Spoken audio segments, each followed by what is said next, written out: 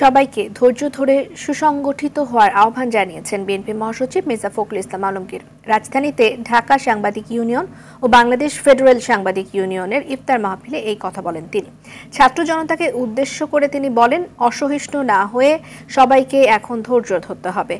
অনেক প্রতিকূলতার মাঝেও সাংবাদিকরা যথেষ্ট সংগ্রাম করেছে উল্লেখ করে তাদের প্রতি কৃতজ্ঞতা জানান ফখরুল। এ সময় সরকারকে প্রয়োজনীয় সংস্কার করে দ্রুত নির্বাচন দেওয়ার আহ্বান জানান মহাসচিব।